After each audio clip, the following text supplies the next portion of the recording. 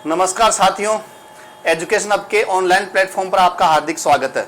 मैं हूं बनवारी परिहार और हम पिछले क्लास में जो 11th क्लास का हमारा चैप्टर है सरल रेखीय गति, उसका जो टॉपिक है हम पढ़ रहे थे। तो उसके अंदर हमने वेग समय ग्राफ लिया था और उसके जो संबंधित न्यूमेरिकल है 8-9 वो भी हमने कल सोल्व कर लिए थे। उससे संबंधित जो थ्योरी है और सिद्धांत है वो भी मैंने आपको समझा दिए थे। और आज हम इस चैप्टर का जो लास्ट टॉपिक है गति के समीकरण, वो हम लेने वाले हैं और उससे संबंधित इन समीकरणों से संबंधित लगभग हम 13 क्वेश्चन करने वाले हैं। तो अब हम टॉपिक हमारा स्टार्ट करते हैं। तो हमारा टॉपिक क्या है आज का? गति के समीकरण। गति के जो समीकरण हैं ये न्यूटन द्वारा दिए गए हैं। और गति के समीकरण एक्चुअली क्या होते हैं?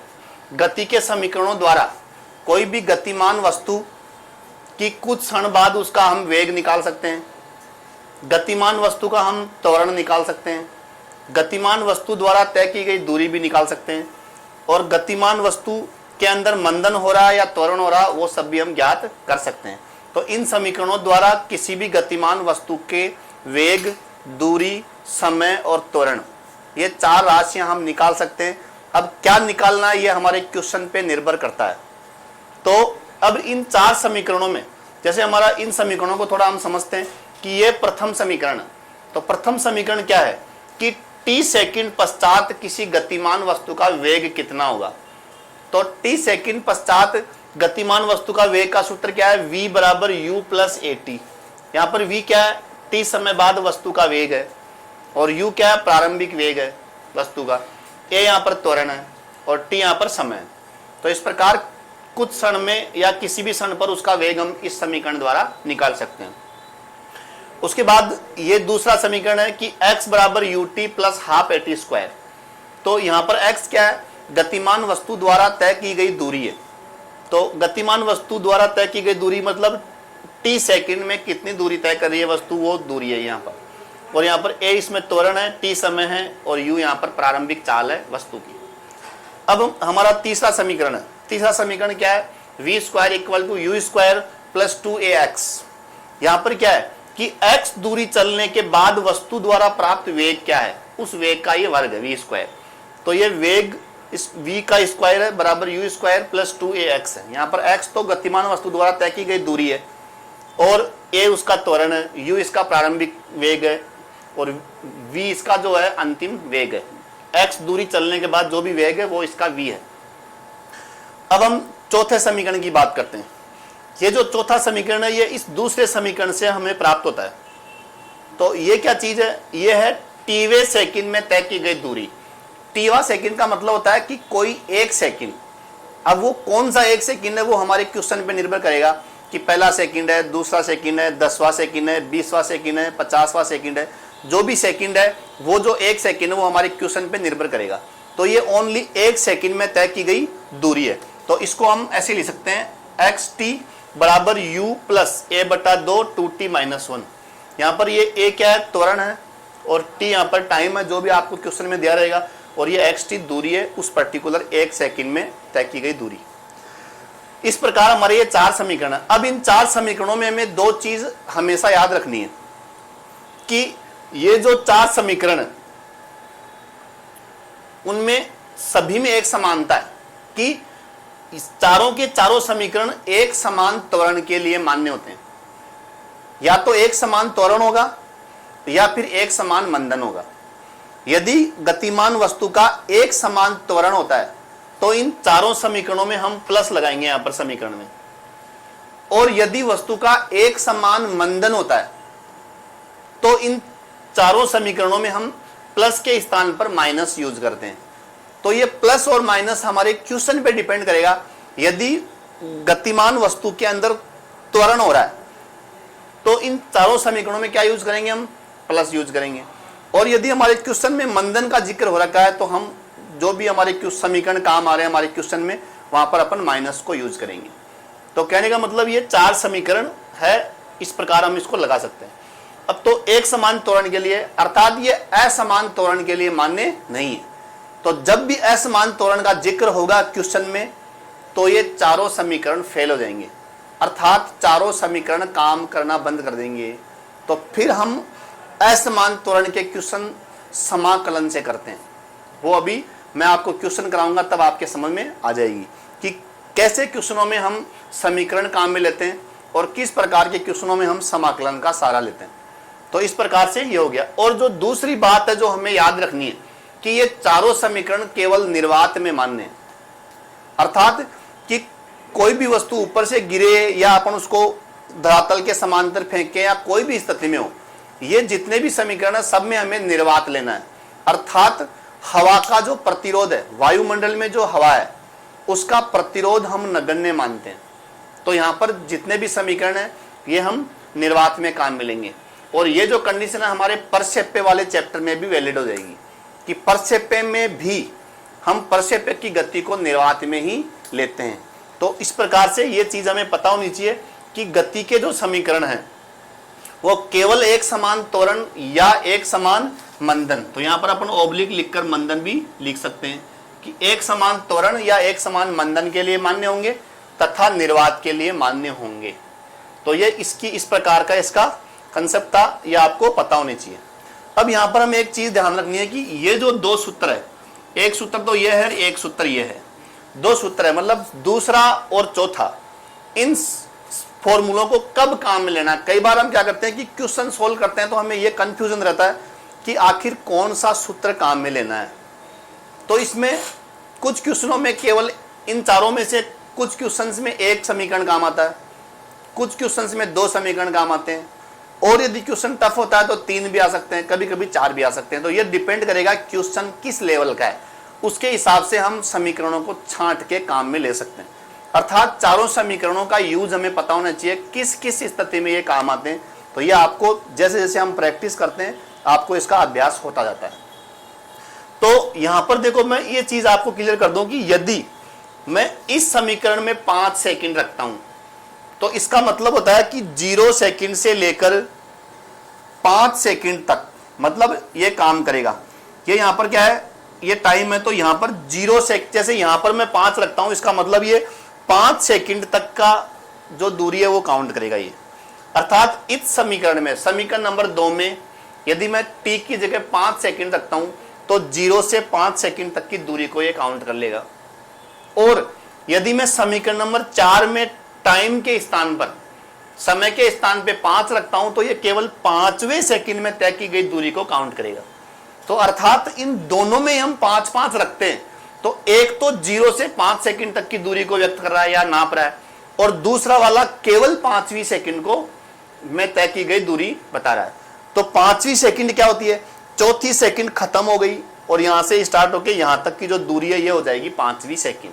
तो इन दोनों समीकरणों में आपको पता होना चाहिए अंतर कि ये तो 0 से स्मॉल t तक की दूरी नापता है और ये केवल 1 सेकंड की नापता है, जो भी हमको क्वेश्चन में दी हुई है। ठीक है, तो इस प्रकार से हम क्या करेंगे कि हमारा ये जो समीकरण है ये आपके समझ में आ गए होंगे। अब हम आगे करेंगे क्वेश्चंस। तो हमारा क्वेश्चन नंबर 1 देखते हैं। इन समीकरणों से संबंधित जो भी क्वेश्चंस हैं वो हम आज करने वाले हैं, और ये आज के जो क्वेश्चन से कंप्लीट होने के बाद हम क्या करेंगे कि इस चैप्टर से संबंधित प्रैक्टिस सेट करेंगे नेक्स्ट क्लास में। प्रैक्टिस सेट में हम 25 क्वेश्चन जैसा कि हमारे एग्जाम में आते हैं उस प्रकार के 25 क्वेश्चन करेंगे, उसको हम सॉल्यूशन भी बोर्ड पे करेंगे। तो ये चीज़ हम ये चैप्टर खत्म आज करेंगे 13 क्वेश्चन, और उसके बाद नेक्स्ट जो क्लास होगी उस क्लास में जो जितने भी और इन क्वेश्चंस जो मैंने बोर्ड पर अभी आपको 4 लेक्चर्स में बताएं, इन क्वेश्चंस के अलावा हम और नए क्वेश्चन नेक्स्ट क्लास में करेंगे, मतलब एक प्रैक्टिस सेट करेंगे ताकि आपके जो भी डाउट है वो क्लियर हो जाए। और ज़्यादा प्रैक्टिस सेट्स के लिए आप मेरे जो पर्सनल यूट्यूब चैनल है फिजिक्स क्लासेज कुचामन सिटी, उसके अंदर आप जाके वहाँ पर कमेंट बॉक्स में डाल सकते हैं, या वहाँ पर आप वीडियोस जो भी वहाँ पर दिए हुए हैं उसको डाउनलोड कर सकते हैं, या आप अपनी कोई राय रख सकते हैं ताकि उसके अंदर अपन आगे इम्प्रूवमेंट करें, जो आपके जो सवाल है उसका हम सॉल्यूशन भी कर सकें, सारी डिस्कशन अपन कर सकते हैं। या फिर आपको और कुछ करना है तो आप अपने मेरे जो टेलीग्राम का चैनल है फिजिक्स क्लासेज कुचामन सिटी, दोनों का नाम सेम है, उस पर भी जाके आप अपना कमेंट छोड़ सकते हैं, वहाँ से भी आप देख सकते हैं। या फिर आप मेरे यूट्यूब चैनल का जो अबाउट सेक्शन है उसके अंदर मेरे व्हाट्सअप नंबर है, वहाँ से भी आप व्हाट्सअप पे क्वेश्चन भेज सकते हैं। या फिर आप एजुकेशन हब का जो भी है चैनल है हमारा जिस पे आप ये वीडियो देख रहे हैं, तो इस चैनल पर भी आप अपना कमेंट छोड़ सकते हैं। कमेंट में आप अपना क्वेश्चन पूछ सकते हैं और उसका समाधान आपको बता दिया जाएगा। तो इस प्रकार से जो नेक्स्ट क्लास में हम करने वाले हैं कि आपको प्रैक्टिस सेट करेंगे, तो उसके ऊपर आपको ध्यान रखना। तो अब हमारा क्वेश्चन नंबर फर्स्ट, तो क्वेश्चन नंबर फर्स्ट क्या है, देखो हमारा कि पृथ्वी तल से ऊर्ध्वाधर ऊपर की ओर फेंका गया पिंड जब महत्तम ऊंचाई पर होता है तो उसका क्या होता है। तो 4 ऑप्शन हमारे पास है। तो इस क्वेश्चन में देखो क्या ध्यान रखना है कि एक ये पिंड है, पिंड का मतलब यहाँ पर ये गेंद हो सकती है, पत्थर हो सकता है, कुछ भी हो सकता है। तो यहाँ पर इस वस्तु को हम क्या कर रहे हैं, यू चाल से फेंक रहे हैं। तो जैसे हम यू चाल से फेंकेंगे तो ये मान लेते हैं कि ये यहाँ तक इसकी अधिकतम ऊंचाई है। अधिकतम ऊंचाई का जो सिंबल हम कैपिटल एच लेते हैं, और ये यहाँ पर क्या है, पृथ्वी मान सकते हैं इसको, या इसको धरातल बोल सकते हो आप। तो जब यू चाल से इसको ऊपर फेंकते हैं तो इस वस्तु में क्या होता है, एक्चुअली यहाँ पर क्या होता है, मंदन होता है, अर्थात गुरुत्वीय मंदन। जैसे जैसे वस्तु ऊपर जाएगी इसका वेग लगातार घटते जाएगा, लेकिन एक समान रूप से घटता है। तो इसको इसलिए हम क्या बोल रहे हैं कि मंदन हो रहा है। तो ये गुरुत्वीय मंदन है एक्चुअली। तो यहाँ पर जाएंगे तो इसको अपन ए बराबर इसको यहाँ पर -g लेते हैं। यदि अपन न्यूमेरिकल हल करते हैं, यदि कोई वस्तु ऊर्ध्वाधर ऊपर की ओर जाती है और यदि आप क्वेश्चन हल कर रहे हैं तो उस स्थिति में ए की जगह सूत्रों में -g हम काम में लेते हैं, क्योंकि वेग लगातार घट रहा है इसलिए। तो मंदन हो रहा है। अब क्या होगा कि एक स्थिति ऐसी आएगी कि यहाँ पर इसका वेग क्या हो जाएगा, 0 हो जाएगा। तो इस बिंदु को हम क्या कहेंगे, जैसे इसको हम ए बिंदु बोल देते हैं, ये बी बिंदु बोल देते हैं। तो ये जो बी बिंदु है इसको हम क्या बोलेंगे, अधिकतम ऊंचाई का बिंदु। तो अधिकतम ऊंचाई का बिंदु है तो वहां पर इसका जो वेग है वो क्या हो जाएगा, 0 हो जाएगा। अब यहाँ पर ये तो हमारा इस सूत्र से आया है, मतलब ये हमें यहाँ से गुरुत्वाकर्षण बल के कारण इसका वेग लगातार घटते जाएगा और एक क्षण आएगा जहां पर इसका वेग 0 हो जाएगा। अब यहाँ पर हमारे जो ऑप्शन है उसको हम देखते हैं। ऑप्शन नंबर 1 क्या है, देखो वेग अधिकतम होगा, ये गलत ऑप्शन है, क्योंकि वेग तो लगातार घट रहा है तो अधिकतम कैसे हो सकता है। तो लगातार घट रहा, तो ये फर्स्ट ऑप्शन क्या है, गलत ऑप्शन हमारा। तो जो दूसरा ऑप्शन है क्या है, त्वरण 0 होगा, तो ये भी गलत है, क्योंकि त्वरण तो धरातल से लेकर अधिकतम ऊंचाई तक एक समान ही है, और जिसको हम बोल सकते हैं 10 मीटर पर सेकंड स्क्वायर। यहाँ पर इसकी जो वैल्यू है अपन ले सकते हैं 10 मीटर पर सेकंड स्क्वायर, मतलब गुरुत्वीय त्वरण होने की वजह से। तो ये 10 मीटर पर सेकंड स्क्वायर है, तो ये एक समान ही है। धरातल पर भी 10 मीटर पर सेकंड स्क्वायर है, और इस यात्रा के दौरान प्रत्येक बिंदु पर 10 मीटर पर सेकंड स्क्वायर है। तो अधिकतम ऊंचाई के बिंदु पर भी ये इतना ही रहने वाला है। तो अर्थात त्वरण 0 होता है, ये जो ऑप्शन है ये गलत है। अब हमारा सी ऑप्शन देखते हैं कि त्वरण अधिकतम होगा, तो ये गलत है, क्योंकि त्वरण तो एक समान है। तो अर्थात ये तीनों ऑप्शन गलत है। अब चौथा ऑप्शन हमारा क्या है कि वेग 0 होता है, तो ये हमारा ऑप्शन करेक्ट है। तो हमारा जो डी ऑप्शन है इसका जो उत्तर क्या आएगा इस क्वेश्चन का, कि हमारा ऑप्शन क्या है, डी करेक्ट आंसर है। तो इस प्रकार हमारा जो फर्स्ट क्वेश्चन है क्या हो गया, कंप्लीट हो गया। तो अब हम बात करेंगे क्वेश्चन नंबर 2 की। तो नेक्स्ट क्वेश्चन हमारा स्क्रीन पर आ चुका है। तो ये हमारा फर्स्ट क्वेश्चन कंप्लीट हो गया। अब हम बात करते हैं क्वेश्चन नंबर 2 की। देखो क्वेश्चन नंबर 2 क्या है हमारा, क्वेश्चन नंबर 2 क्या है कि निर्वात में किसी पिंड के स्वतंत्रता पूर्वक गिरने की घटना निम्न में से किस प्रकार की प्रक्रिया है या प्रकरण। तो यहां से ये वस्तु क्या हो रही है, गिर रही है। तो ये यहां पर इसको हम बोलेंगे कि ये धरातल है। हाँ, तो कल जो पिछला जो वीडियो था हमारा, उसमें कमेंट बॉक्स में एक बच्चे ने लिखा था कि भाई सर आप थोड़ा सा बड़ा लिखें। तो इसका जो समाधान था आपको बता रहा हूं कि आप अपने मोबाइल में उसको फुल स्क्रीन पर वीडियो देखें, क्योंकि ये क्या होता है कि आपके मोबाइल की स्क्रीन पे भी निर्भर करता है कि छोटी है या बड़ी है। तो आप अपने फुल स्क्रीन पर मोबाइल करके, मतलब फुल स्क्रीन करके आप वीडियो देखें तो आपको स्पष्ट दिखाई देगा। तो वो एक समाधान है। तो यहाँ पर ये एक वस्तु है, ये स्वतंत्रता पूर्वक का मतलब होता है कि आप कोई बल इस पर नहीं लगा रहे हैं। ये जैसे आप इसको छोड़ेंगे तो पृथ्वी के गुरुत्वाकर्षण बल के कारण वस्तु अपने आप गति करेगी। तो इसको बोलते हैं हम स्वतंत्रता पूर्वक, या इंग्लिश में बोलते हैं फ्री फॉल। तो इस प्रकार से हम इसको बोलेंगे। तो ये क्वेश्चन क्या हमारा, निर्वात में। तो मैं आपको पहले जिक्र कर चुका हूं कि हमारे जो समीकरण निर्वात में है सारे। तो निर्वात में किसी पिंड की स्वतंत्रता पूर्वक गिरने की घटना, तो इसमें क्या हो रहा है, जब वस्तु ऊपर से नीचे आती है तो इसमें क्या हो रहा है, एक्चुअली त्वरण हो रहा है।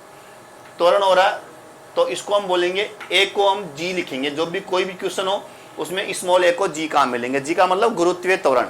और ए मतलब त्वरण है ही, तो इसका मतलब यहाँ पर ए के स्थान पर क्या काम में लेते हैं अपन, जी। तो ये सूत्र हमारा ए की जगह जी काम मिलेंगे। तो ये जो जी है ये एक समान ही है। जब ये ऊपर से नीचे आती है तो इसका वेग लगातार बढ़ता है, लगातार वेग बढ़ता है क्योंकि गुरुत्वाकर्षण बल लग रहा है। तो इसका त्वरण क्या होता है, नियत होता है। तो देखो जो इसके अंदर जो हमारा करेक्ट ऑप्शन है वो क्या हो जाएगा, बी। बी करेक्ट ऑप्शन है कि एक समान त्वरण। तो एक समान त्वरण है, त्वरण का मान न तो घटेगा न बढ़ेगा, और उसका जो मान है कितना हो जाएगा, 10 मीटर पर सेकेंड स्क्वायर। तो इस प्रकार से हमें इसका जो ऑप्शन है ऑप्शन बी प्राप्त हो जाएगा। ठीक है, तो अब हम बात करेंगे क्वेश्चन नंबर 3 की। तो हमारा ये क्वेश्चन नंबर जो 2 था ये कंप्लीट हो चुका है। अब हम बात कर रहे हैं क्वेश्चन नंबर 3। क्वेश्चन नंबर 3 क्या है कि किसी क्षण टी पर कण की जो स्थिति का समीकरण है वो आपको दिया हुआ है, x = 4t² प्लस 6t और प्लस 5। ये आपको समीकरण क्वेश्चन में दिया हुआ होता है, जहां पर t सेकंड में और x मीटर में। ये x तो मीटर में और t समय है जो कि सेकंड में। तो कण का प्रारंभिक वेग ज्ञात करें। यहां पर देखो एक चीज आपको याद रखनी है कि प्रारंभिक वेग का क्या मतलब होता है। इसका मतलब होता है t बराबर 0 सेकंड पर वेग। प्रारंभिक वेग का ये मीनिंग है कि t बराबर 0 सेकंड पर वेग। तो इसको हम बोलेंगे कि ये प्रारंभिक वेग है। ठीक है, तो यहां पर t बराबर 0 मिसिंग है, लेकिन वो आपको पता होना चाहिए। ठीक है, अब हम आगे बात करते हैं। तो ये कैसे करेंगे, अब देखो यहां पर एक बढ़िया आपको एक चीज पता होनी चाहिए। यहां पर क्या चीज पता होनी चाहिए कि आप हमेशा याद रखो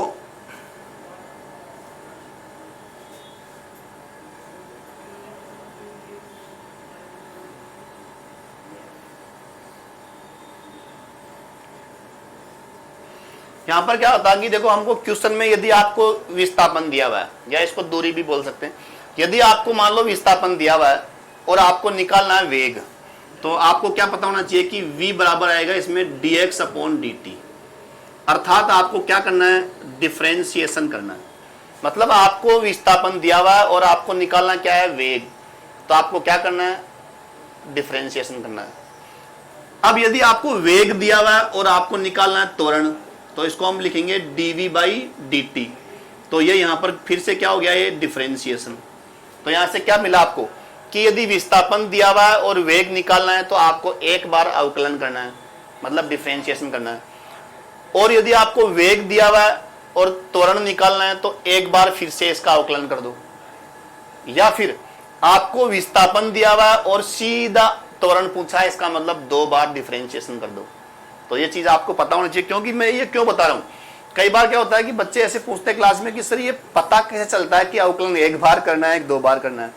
तो ये क्या है, प्रयास से पता चलता है। मतलब ये कोई सपना आता नहीं है। मतलब इसमें क्या है, आप प्रैक्टिस करते जाओगे, आपको उस चीज का अनुभव होता जाएगा कि किस टाइप के क्वेश्चन में कौन सा समीकरण लगाना है। या कई क्वेश्चन ऐसे भी होते हैं कि एक ही क्वेश्चन में आप 2 तरीकों से करो, तो एक में आपका टाइम बचेगा, एक में आपका टाइम ज्यादा लगेगा। तो ये धीरे धीरे आपको अनुभव हो जाएगा और ये कोई ज्यादा रिसर्च का विषय नहीं है। अब यदि हम मान लो त्वरण आपको दिया हुआ है और आपको पूछा क्या है, वेग, तो आप इसका क्या करोगे, इंटीग्रेशन, समाकलन करेंगे अपन। मतलब त्वरण से वेग निकालना है तो इंटीग्रेशन करना है। कैसे करना है ये अब मैं अभी इससे एक क्वेश्चन आएगा हमारे, उसके अंदर मैं समझ में आ जाएगा आपको। और ये जो वेग से यदि आप विस्थापन निकालना है तो फिर से आपको क्या करना पड़ेगा, इंटीग्रेशन। तो ये जो चीज है आपको अच्छी तरह पता होनी चाहिए। तो ये यदि पता है तो आपको क्वेश्चन में कोई समस्या आएगी नहीं और आप क्वेश्चन फटाफट कर लोगे और आपका टाइम बच जाएगा। तो ये चीज आपको ध्यान रखनी है। ठीक है, अब हम क्वेश्चन शुरू करते हैं। देखो ये अभी क्वेश्चन करते हैं। देखो अपना ये क्वेश्चन स्टार्ट करते हैं। पूछा क्या, प्रारंभिक वेग। तो अभी मैंने क्या बोला था कि भाई यदि दूरी दी हुई है और वेग निकालना तो अवकलन करना है, सीधी सी बात है। तो यहाँ पर v बराबर, ये यहाँ पर इसको हम बोल रहे हैं वेग, तो ये क्या हो जाएगा, dx/dt। इसका अवकलन अपन कर देंगे तो dx/dt। तो x की जगह रख देंगे हम 4t² प्लस 6t प्लस 5। यहां से हल करेंगे, 4 बाहर आ जाएगा। अब ये t² का अवकलन तो क्या आएगा इसका, 2t। 6 बाहर आ जाएगा ये, तो ये 1 हो जाएगा और प्लस ये 0 हो जाएगा। तो ये क्या हो गया, 8t प्लस 6। ठीक है, तो ये क्या हुआ, इसका अवकलन 4t² का अवकलन क्या हो जाएगा, ये t² का अवकलन 2t हो गया, 4 बाहर आ जाएगा कांस्टेंट नियत होने की वजह से, तो ये 8t हो जाएगा। 6t में 6 बाहर आ जाएगा नियत होने की वजह से, और dt/dt 1 हो जाएगा, मतलब t का अवकलन 1 हो जाएगा। ये कांस्टेंट है तो इसका अवकलन क्या होता है, 0 होता है, तो 0 हो गया। तो ये इस प्रकार से क्या हो जाएगा, v बराबर, यहाँ पर ये इसको हम ऐसे लिख सकते हैं।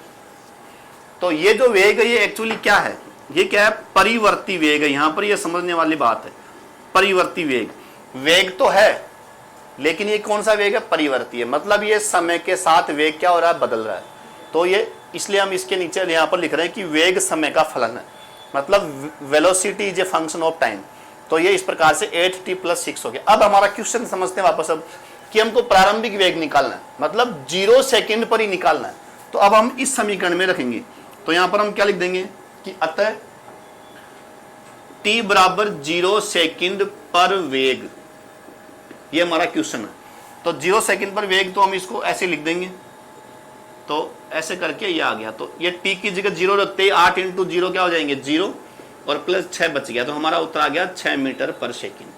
तो जो हमारा उत्तर है वो क्या है, 6 मीटर पर सेकंड, अर्थात इस क्वेश्चन का जो आंसर है वो क्या हो जाएगा, यहाँ पर ए उत्तर आ जाएगा इसका। ठीक है, तो यहाँ पर हमने क्या निकाला एक्चुअली, ये भी आपको ध्यान रखना है भाई। ये चीज तो आपके समझ में आ गई कि हमने इसका एक बार अवकलन किया है और वेग निकाला है, और यहाँ पर टाइम को 0 रखने के बाद उत्तर आया। तो ये हकीकत में हमने क्या निकाला है, ये हमने निकाला है तात्क्षणिक वेग। यदि आप इस x को दूरी बोलते हैं तो ये तात्क्षणिक चाल हो जाती है, यदि आप इसको विस्थापन बोलते हैं तो इसको तात्क्षणिक वेग हो जाता है, बस और कोई फर्क नहीं है। तो कहने का मतलब आपके समझ में आ गई बात कि ये 0 सेकंड पर वेग है। अब यदि इसके अलावा एक क्वेश्चन होता है कि माना कि 1 सेकंड पर वेग है, तो आप यहाँ पर 1 रख देते इस t पर, यहाँ पर जो समीकरण है उसमें t की जगह 1 रख देते। यदि मान लो 2 सेकंड पर हमको पूछता तो यहाँ पर 2 रख देते। तो ये डिपेंड करेगा क्वेश्चन क्या है। आपको सिर्फ सिद्धांत समझना है कि जब भी कोई भी क्वेश्चन में तात्क्षणिक वेग पूछना है तो विस्थापन को एक बार अवकलन कर देंगे, जो भी समीकरण। क्लियर होगी बात। तो ये इस प्रकार से हमारा क्वेश्चन कंप्लीट हो गया। तो अब हमारा क्वेश्चन नंबर आएगा, चौथा क्वेश्चन आएगा नेक्स्ट।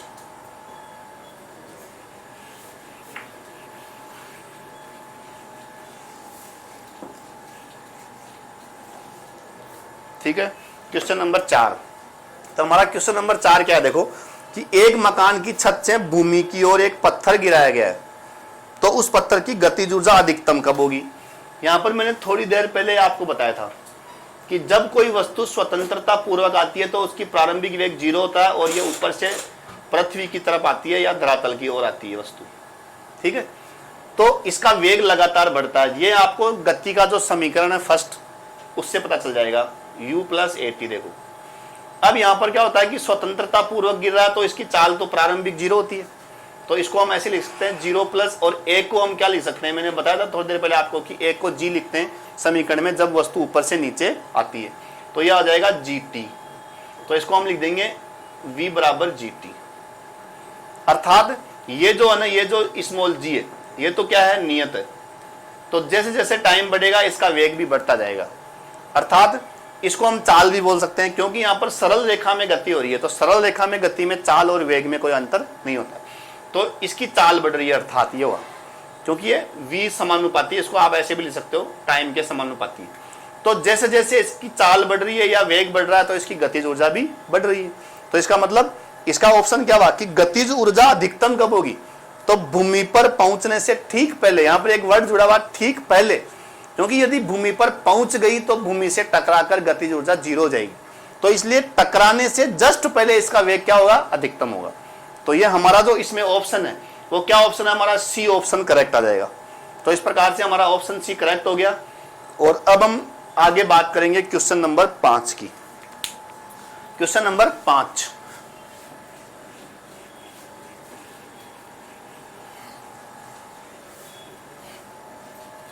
क्वेश्चन नंबर 5 की बात करते हैं हम। देखो अब देखो हमारा क्वेश्चन नंबर 5 क्या है कि एक खिलाड़ी 30 मीटर पर सेकंड की शुरुआती चाल से गेंद को ऊपर की ओर फेंक रहा है। मतलब ये यहां पर क्या है, पृथ्वी है, ये यहां पर पृथ्वी है। कोई भी क्वेश्चन करते समय देखो एक चीज मैं आपको बता दूं, कोई भी क्वेश्चन करो तो आप उसके लिए छोटा सा एक साइड में चित्र बनाओ, हल्का सा, ताकि आपको आइडिया मिल जाए कि आखिर क्वेश्चन में हो क्या रहा है या हमें कौन सा समीकरण काम में लेना है। तो ये अचानक समझ में नहीं आएगा, आप क्वेश्चन को 10 बार पढ़ लो कुछ भी समझ में नहीं आएगा। आपको क्या करना है, क्वेश्चन को एक बार पढ़ लिया और छोटा सा डायग्राम बनाओ और चिंतन करना है, तुरंत समझ में आ जाएगा समीकरण कौन सा काम में लेना। अदरवाइज इसमें बार बार क्वेश्चन पढ़ने से पता नहीं चलता है। तो यहाँ पर ये क्या है, वस्तु है। तो ये खिलाड़ी क्या है, 30 मीटर पर सेकंड वेग से ऊपर जा रही है। तो u बराबर कितना हो जाएगा, 30 मीटर पर सेकंड। गेंद ऊपर की ओर जा रही है। तो अब क्या हुआ, खिलाड़ी के हाथों में गेंद को वापस आने में कितना समय लगेगा। यहां पर आपको एक चीज समझनी है कि खिलाड़ी को गेंद वापस आने में समय को हम उड्डयन काल भी बोल सकते हैं, अर्थात जाने में कितना समय लगा और आने में कितना समय लगा। ठीक है, तो जाने में समय लगता उतना ही आने में लगता है, ये भी आपको समझ में आना चाहिए। जैसे मैं थोड़ा सा इसकी थ्योरी समझा दूं आपको मैं, v = u + 80 है। तो जब वस्तु ऊपर जाती है तो अधिकतम ऊंचाई पर इसका वेग क्या होता है, 0, और जाते समय इसमें क्या होने वाला है, मंदन। तो इसको हम क्या बोलेंगे, a = -g। तो u तो क्या है, इसका u तो है ही, इसका प्रारंभिक वेग तो है ही, और a की जगह हम -g काम में ले लेंगे और v की जगह हम 0 ले लेंगे, क्योंकि अधिकतम ऊंचाई पर वेग क्या होता है, 0 होता है। तो अब यहां से हमें क्या मिला, t = u/g। तो ये जो टाइम है ये क्या है, केवल जाने का है। मतलब ये जो हम समीकरण हल कर रहे हैं ना, इसमें हम इस प्रकार से डिस्कस कर रहे हैं कि आपके क्वेश्चन भी सोल्व हो जाएंगे और उसकी जो थ्योरी है वो भी क्लियर हो जाएगी। क्योंकि अपन अलग से यदि थ्योरी पढ़ाते हैं तो वो क्या होता है कि कुछ समय याद रहती। तो हम क्या कर रहे हैं कि क्वेश्चनों के साथ साथ उसकी थ्योरी भी क्लियर कर रहे हैं और अपन क्वेश्चन भी हल कर रहे हैं, ताकि आपको जो क्वेश्चन है उसी समय समझ में आ जाए कि आखिर ये सूत्र कैसे आया और ये कैसे काम में लेना है। तो वही हम कोशिश कर रहे हैं। ठीक है, तो जाने में कितना समय है, u/g, मतलब t = u/g। अब मैंने आपको बताया था कि भाई ये जितने भी समीकरण है, चारों में से कोई भी समीकरण हो, निर्वात में लगता है, अर्थात इसमें हवा का प्रतिरोध का कोई योगदान नहीं है, मतलब प्रतिरोध होता ही नहीं। तो इसका मतलब जितना समय जाने में लगेगा उतना ही आने में भी लगेगा। तो इसका मतलब हमें उड्डयन काल की बात ये कर रहा है। तो 2u/g हो गया एक्चुअली। तो यदि हम u/g की बात करते हैं तो केवल जाने का समय समझ लो या उसको बाद आने का समय समझ लो, बात एक ही। लेकिन हम उसके हाथ में आने की बात कर रहे हैं कि खिलाड़ी के हाथों में गेंद वापस कब आएगी, अर्थात जाने और आने का दोनों समय काउंट हो जाएगा। तो हमें ये काम में लेना पड़ेगा, अर्थात 2t, मतलब जाने का स्मॉल t है और आने का भी स्मॉल t है। तो 2t हो गया, t का सूत्र यहाँ से u/g। तो ये हमें सूत्र मिला कि भाई उड्डयन काल का सूत्र ये हो गया, और इसका क्वेश्चन अपने एयरफोर्स में या नेवी में आता रहता है। अब इसके जितने भी क्वेश्चन आए हुए हैं उसको अपन लिस्ट बना के मैं आपको नेक्स्ट क्लास में या उसके नेक्स्ट क्लास में आपको लिस्ट बना के जितने भी क्वेश्चन पिछले 7-8 सालों में आए हैं उन क्वेश्चंस की लिस्ट उपलब्ध करवा देंगे मेरे चैनल पे और एजुकेशन हब के चैनल पे। और उनमें आपको कोई डाउट है तो आप मुझे डिस्कस कर सकते हैं व्हाट्सएप पे, टेलीग्राम पे, कहीं भी। अब आप देखो इसका हम हल करते हैं। तो 2 और u आपको दिया हुआ कितना, 30, तो आप यहाँ 30 रख देंगे।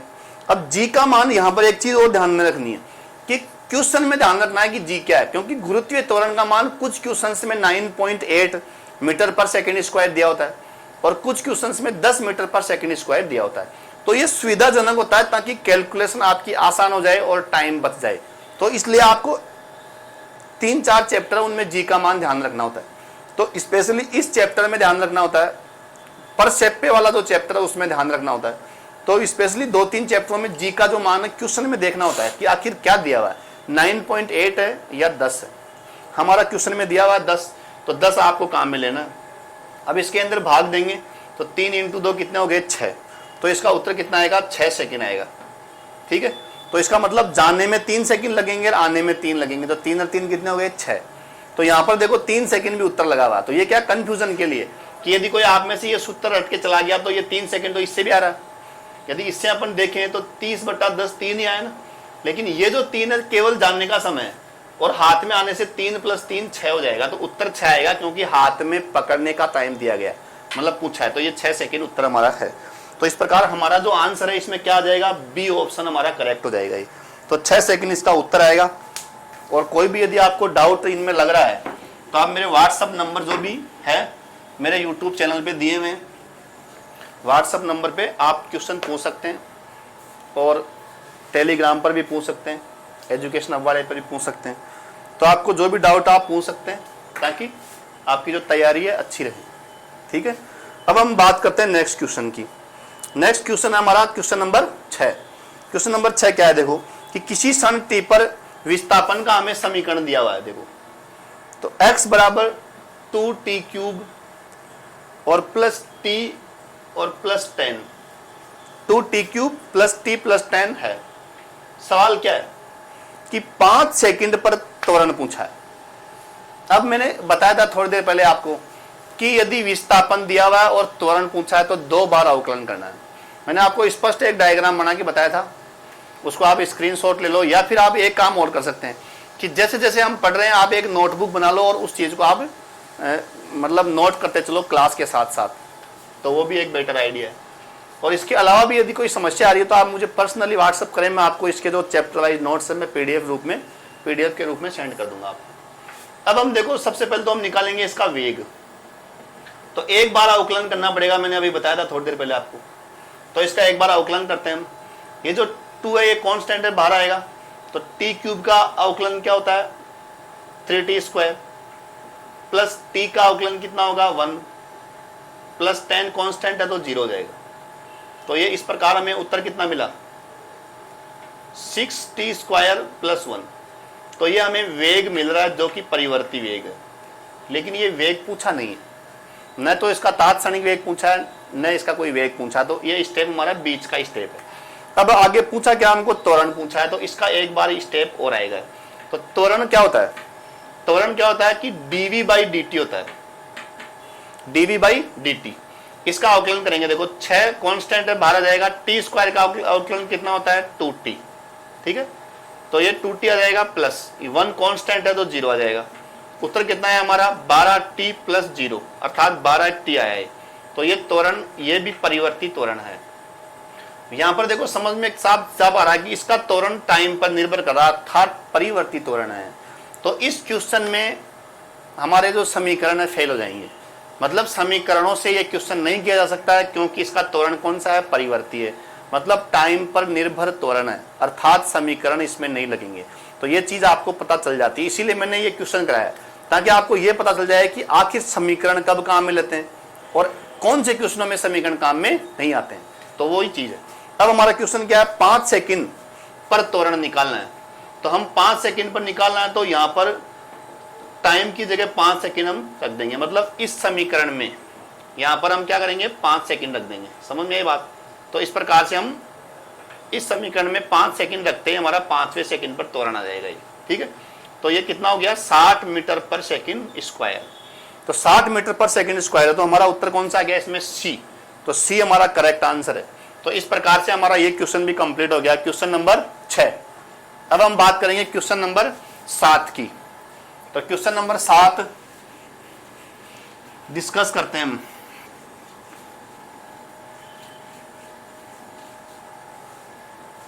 Question number 7। क्वेश्चन नंबर 7 क्या है देखो हमारा कि कण का प्रारंभिक वेग कितना है। प्रारंभिक वेग का मतलब होता है u। तो प्रारंभिक वेग है 10 मीटर पर सेकंड, ठीक है। तथा अवमंदन, अवमंदन का मतलब है रिटार्डेशन, मंदन बोल दो इसको, ऋणात्मक त्वरण बोल दो, एक ही बात है, मतलब ये वर्ड अलग अलग है, पर्यायवाची। तो अवमंदन का मतलब मंदन हो गया, तो इसको हम लिखेंगे 2 मीटर पर सेकंड स्क्वायर, ठीक है।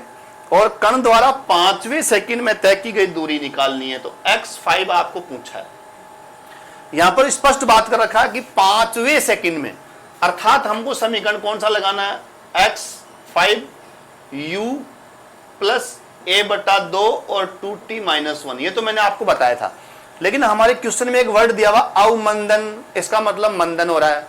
तो यहां पर ये जो ये समीकरण है इसमें जो प्लस है इसको हम माइनस कर देंगे, बस इतना सा आपको ध्यान रखना है कि क्वेश्चन में यदि त्वरण होता है तो चारों समीकरणों में प्लस हो जाता है, क्वेश्चन में यदि मंदन होता है तो चारों समीकरणों में माइनस हो जाता है। बस ये चीज आपको उसी समय माइंड प्रेजेंट रखना है क्वेश्चन करते समय, और अदरवाइज इसमें ज्यादा कोई टेंशन की बात नहीं है। तो ये यहाँ पर क्या हुआ देखो, प्रारंभिक वेग कितना है 10 मीटर पर सेकंड, तो 10 हो गया, माइनस ए कितना है 2 मीटर पर सेकंड स्क्वायर, तो 2 रख देंगे हम।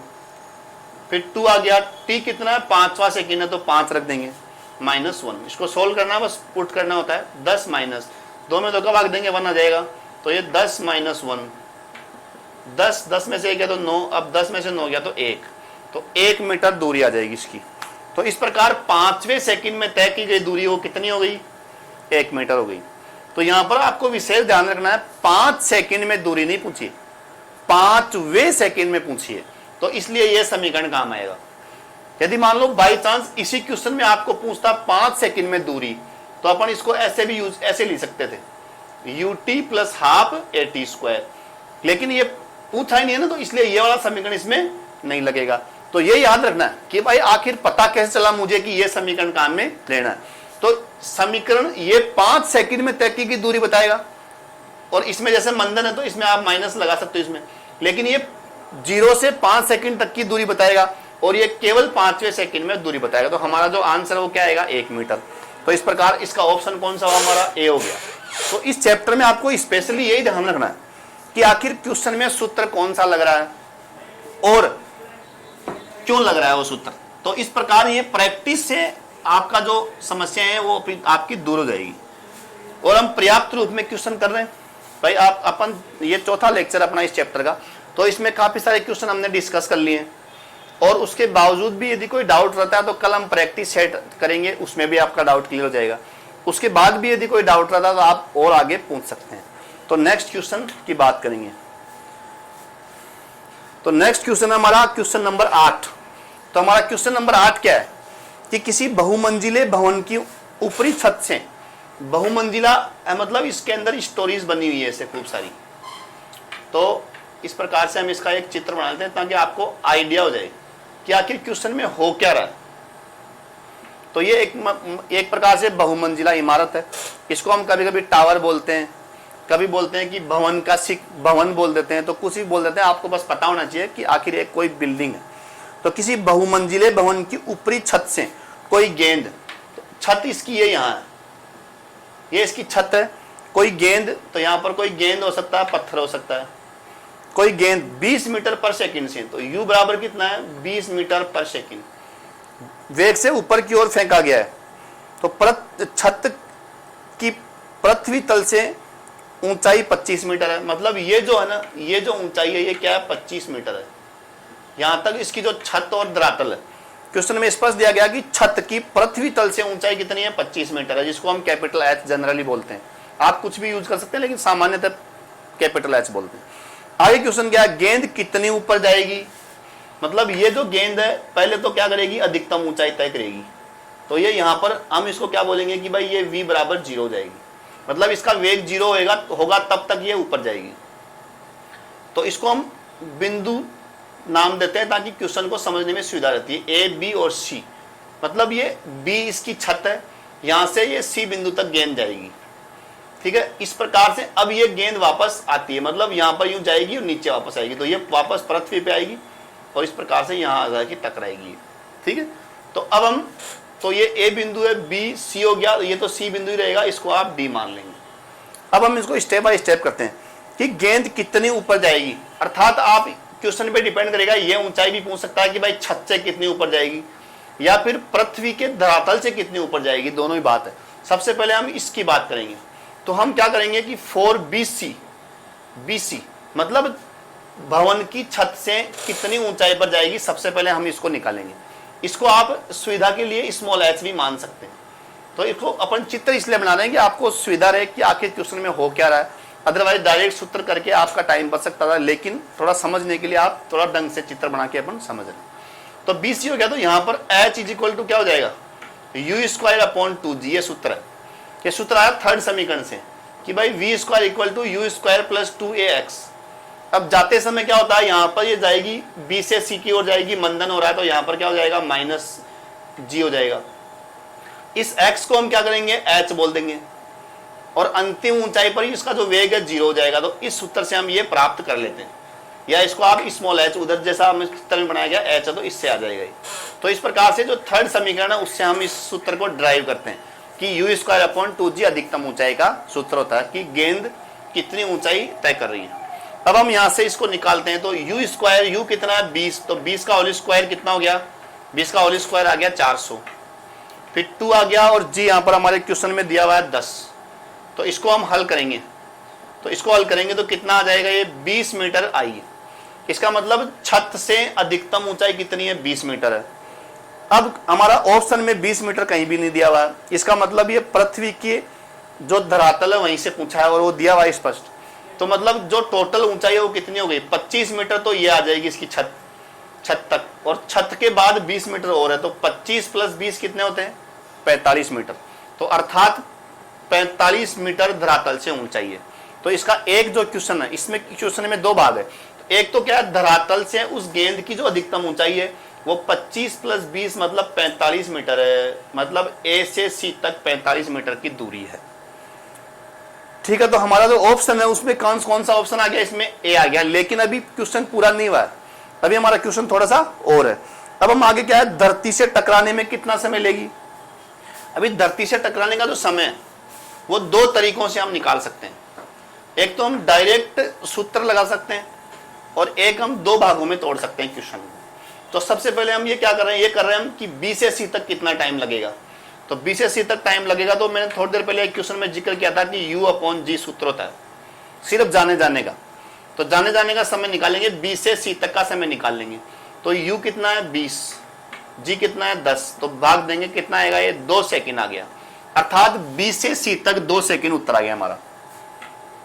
अब इसको सी बिंदु से डी तक कितना टाइम लगेगा वो हम निकालेंगे। तो इसको आप यहां से यहां तक का जो समय आप इसको T1 नाम दे सकते हैं, तो ये हकीकत में T1 आ गया। अब हम बात करेंगे कि भाई T2 कितना आ गया।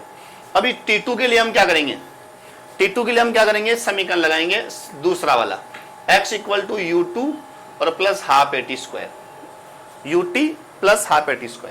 x का मतलब यहां पर पूरी दूरी आ जाएगी, जो कि कितनी होगी हम निकाल चुके हैं 45 आएगी, तो ये 45 आ गई। यहां पर जब वस्तु नीचे आ रही होती है तो इसका प्रारंभिक वेग कितना होता है 0, क्योंकि स्वतंत्रता पूर्वक आएगी, तो ये पद पूरा ही 0 हो जाएगा। तो हाफ आ गया, a 10 होता है और T² लिख देंगे एज इट इज। इसको हम सोल्व करेंगे, तो 45 = 10 में 2 का भाग देंगे 5T² और T² = 9 × 5 = 45, 9 आ गए, तो T बराबर कितना आ गया 3 आ गया। अर्थात क्या हुआ कि यहां से यहां तक 3 सेकंड है, तो इसको यहां से यहां तक लग रहा है 2 सेकंड, यहां से यहां तक लग रहे हैं 3 सेकंड, 3 और 2 कितने होते हैं 5 सेकंड। अर्थात इसको यहां से लेके यहां तक आने में 5 सेकंड का समय लगेगा। तो ये क्वेश्चन थोड़ा सा समझना होता है कि भाई आखिर पूछा क्या है। तो इसको धरातल में हम हमारे तो दो भाग थे वो देख लेते हैं कि गेंद कितनी ऊपर जाएगी। तो धरातल से ऊपर कितनी हो गई 45, और टोटल टाइम कितना लग रहा है 5 सेकंड। तो ये हमारा ऑप्शन करेक्ट कौन सा हो गया, ए। तो हमारा इसका आंसर क्या हो गया, ए उत्तर आ गया इसका। ठीक है, तो इस प्रकार से ये हमारा क्वेश्चन कंप्लीट हो गया। तो क्वेश्चन नंबर 8 पूरा हो चुका है।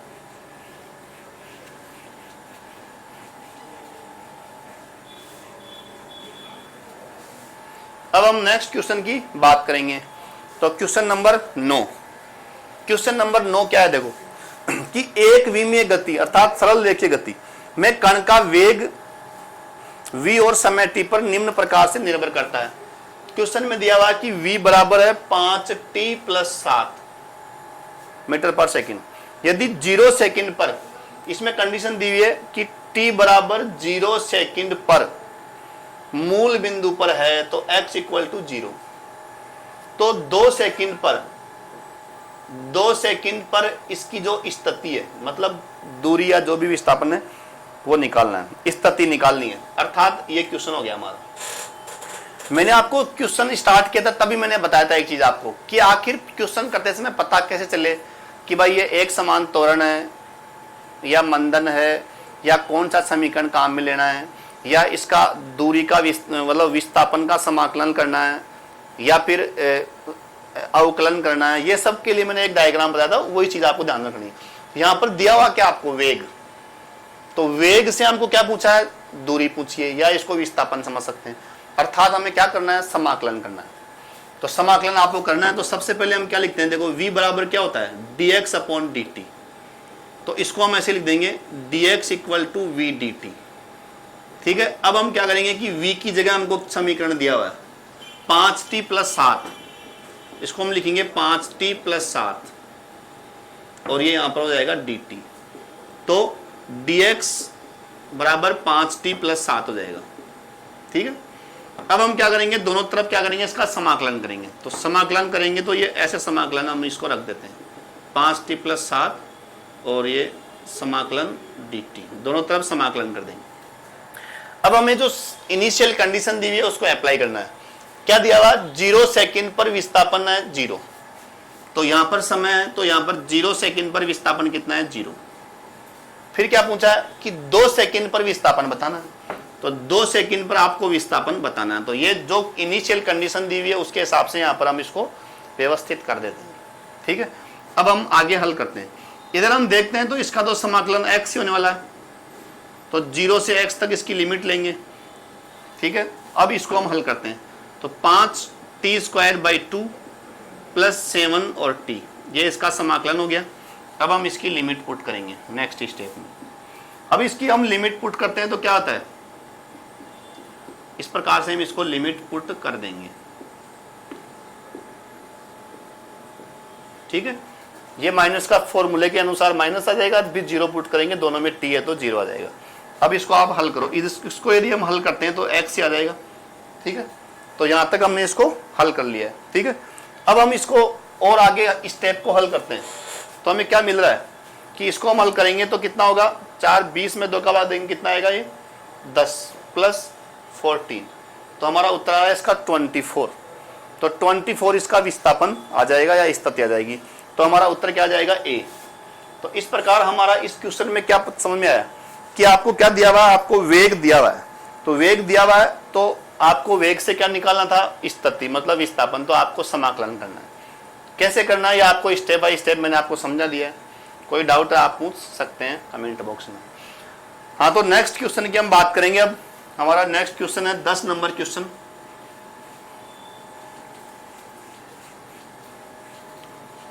क्वेश्चन नंबर 10 नंबर क्वेश्चन देखो हम हल करते हैं। 10 नंबर क्वेश्चन क्या है कि एक वस्तु 6 मीटर पर सेकंड के वेग से, तो u बराबर है 6 मीटर पर सेकंड के वेग से, तथा इसका त्वरण दिया हुआ 1.5 मीटर पर सेकंड स्क्वायर के त्वरण से चलना प्रारंभ करती है। कितने समय पश्चात इसका वेग 15 मीटर पर सेकंड हो जाएगा।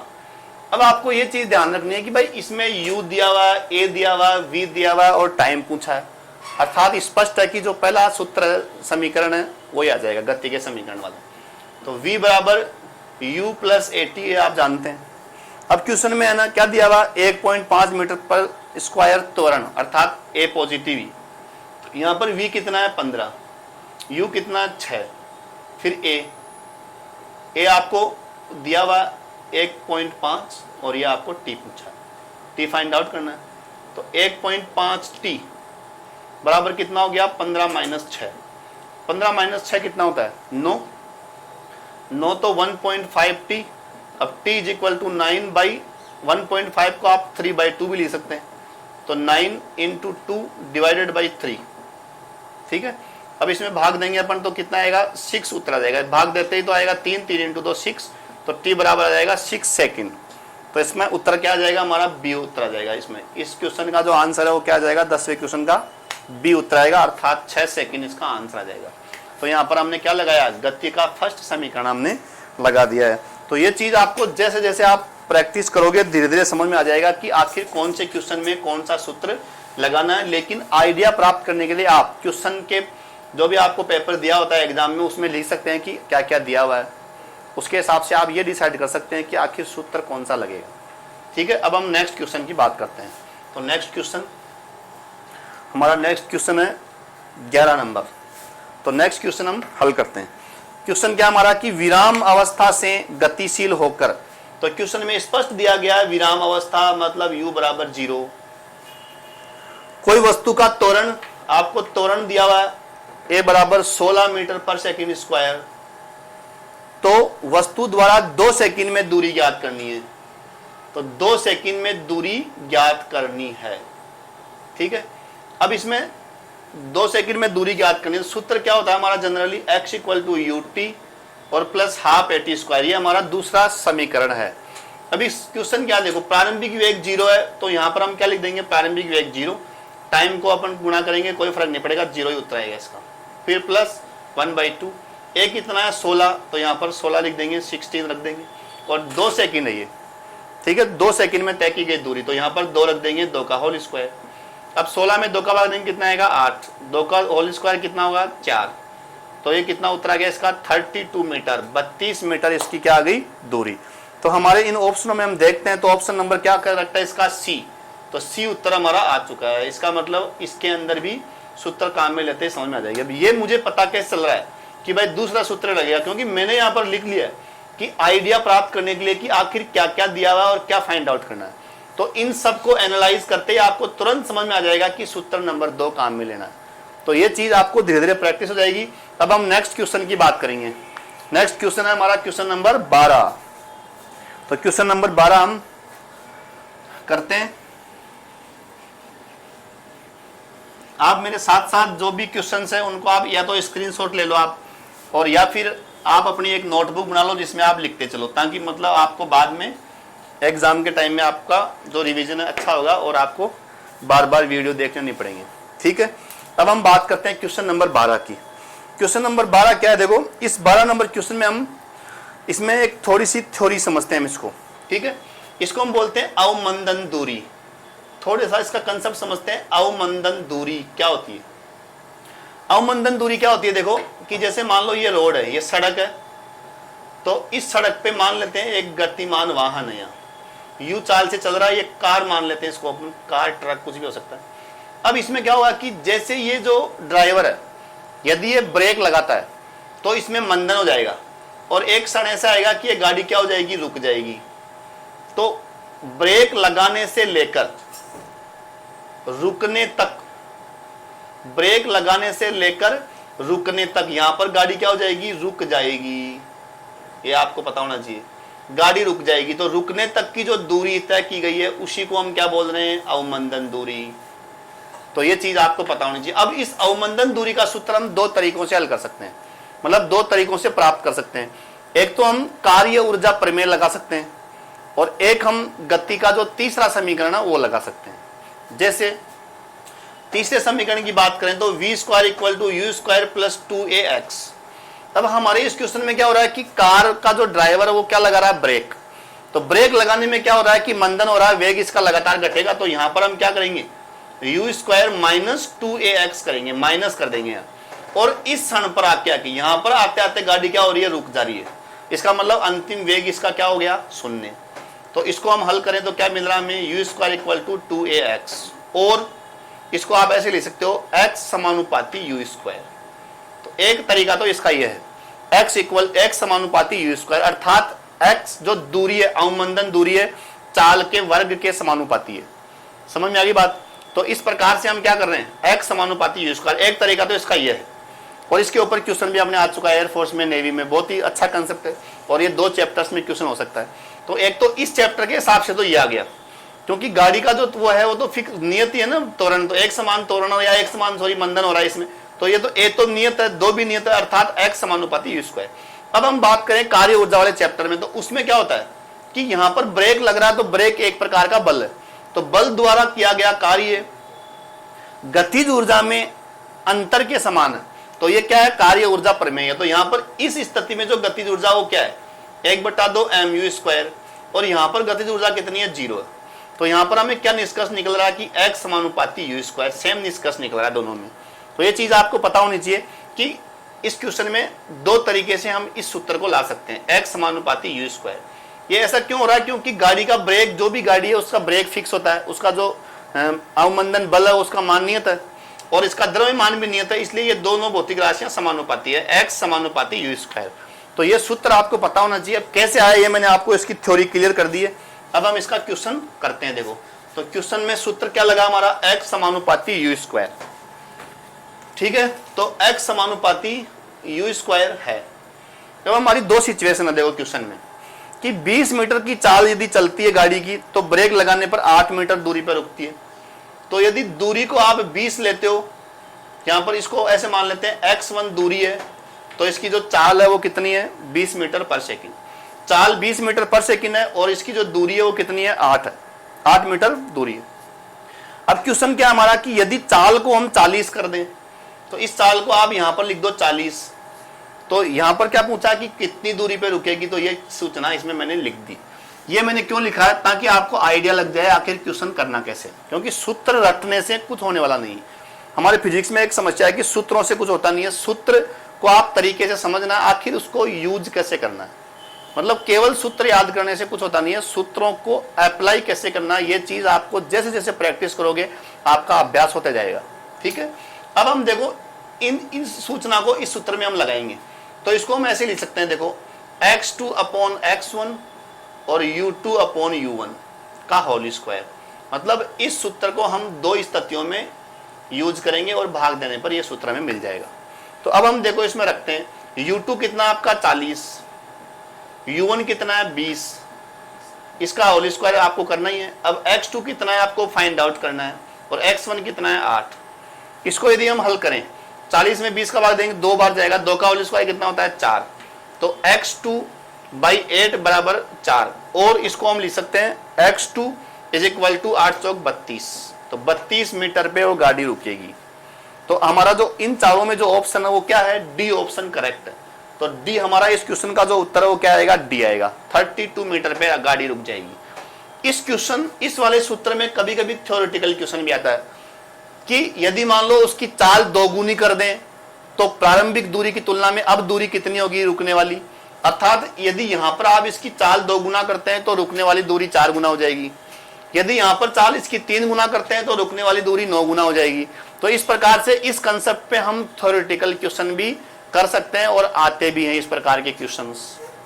ठीक है, तो ये हमारा ऑप्शन इसमें डी आ गया। और अब हम नेक्स्ट और लास्ट क्वेश्चन की ओर बढ़ते हैं। तो अब हमारा नेक्स्ट क्वेश्चन है, तो नेक्स्ट क्वेश्चन हम सोल्व करते हैं और फिर उस नेक्स्ट क्वेश्चन के बाद में हम जो नेक्स्ट क्लास आएगी हमारी उस क्लास के अंदर हम प्रैक्टिस सेट सोल्व करेंगे। और उस प्रैक्टिस सेट्स में यदि आपको कोई समस्या रहती है तो आप कमेंट बॉक्स में कमेंट करना और उसका समाधान तुरंत प्रभाव से अगली क्लास में कर दिया जाएगा। ठीक है, अब हमारा नेक्स्ट क्वेश्चन स्क्रीन पर यह है, क्वेश्चन नंबर 13। एक कार अपनी यात्रा विराम अवस्था से शुरू करती है, अर्थात u बराबर 0, यदि ये 20 सेकंड में, मतलब टाइम दिया हुआ आपको 20 सेकंड, 20 सेकंड में 40 मीटर पर सेकंड वेग प्राप्त कर लेती है। ठीक है, तो ये मैं क्यों लिख रहा हूं, ताकि मुझे आइडिया लग जाए कि आखिर सूत्र कौन सा लगेगा। ठीक है, आगे क्या बोल रहा है कि इसके द्वारा तय की गई दूरी ज्ञात करें। तो दूरी का सूत्र क्या होता है, तो दूरी का सूत्र होगा इसमें ut और प्लस हाफ at स्क्वायर। देखो अब यहां पर बात करने वाली क्या है कि आपको प्रारंभिक वेग तो दिया हुआ है लेकिन यहां पर त्वरण मिसिंग है, इसलिए ये सूत्र डायरेक्ट काम में आप नहीं ले सकते। तो सबसे पहले हम इससे क्या निकालेंगे, त्वरण निकालेंगे। तो इस क्वेश्चन में कितने सूत्र काम में आ रहे हैं, 2। तो ये चीज आपको प्रैक्टिस से हो जाएगी और मैंने आपको पर्याप्त रूप में इस चैप्टर में अभी तक काफी सारे क्वेश्चंस मैंने क्लास में करवा दिए हैं, तो आपकी प्रैक्टिस और करवाएंगे नेक्स्ट क्लास में। अब हम इस सूचना से हम क्या निकालेंगे, पहले तो v इक्वल टू क्या है, u प्लस 80 होता है। तो v कितना है 40, u कितना है 0, a फाइंड आउट करना है, t कितना है 20, तो a कितना हो गया इसमें 40/20, तो कितना हो जाएगा 2 मीटर पर सेकंड स्क्वायर। इसका क्या आ गया, एक्चुअली त्वरण आ गया।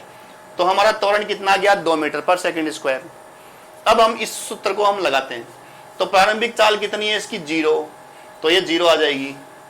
टाइम इसमें जरूरत नहीं पड़ेगी क्योंकि गुना करेंगे तो कोई फर्क नहीं पड़ेगा, तो 0 आ गया। 1/2 a कितना हमारा 2, टाइम कितना है 20 सेकंड है, तो 20 का क्या हो जाएगा होल स्क्वायर, 2 से 2 कट जाएगा, 20 का होल स्क्वायर कितना होता है 400, तो 400 मीटर दूरी आ जाएगी।